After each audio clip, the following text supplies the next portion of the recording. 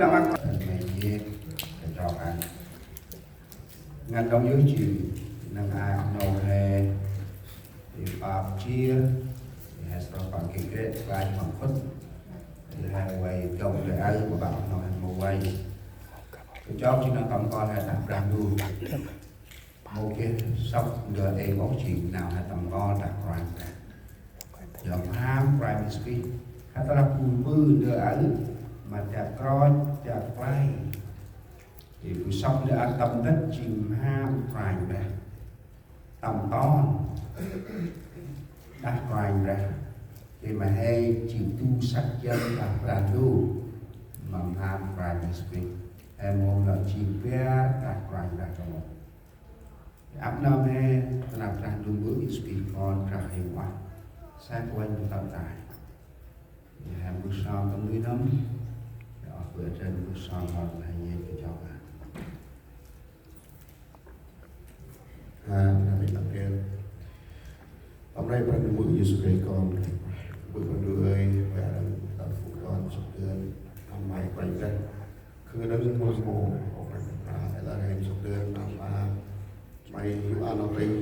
năm ăn có sai thêm năm nay khai cái ông quay về thì tâm ham bạc mà năm yêu ăn ông đi hết lại mấy cái ta sẽ làm cái mai tâm trai nó thấy nó phải là đủ làm sắp đến năm mai yêu ăn ông đi hết cha nó làm bữa sớm hôm nay mai được đồng minh mong sanh của Thầy Jesus Christ. Cánh hàng gì đến cánh buông rộng lòng rồi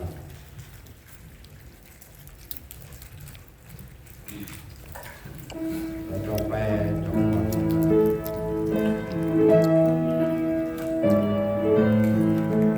tâm mình cắt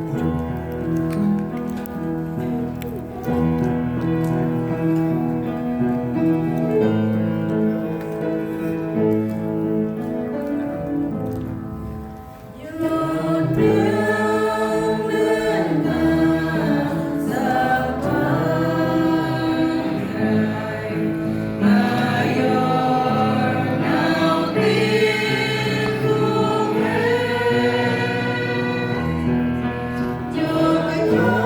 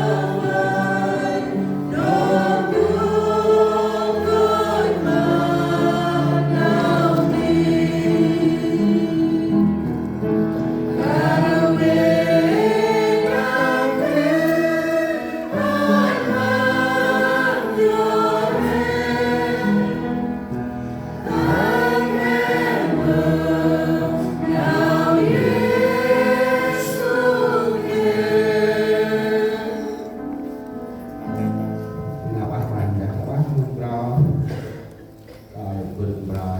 tao xây mặt ngoài ra hai nhân viên mà bác đangดู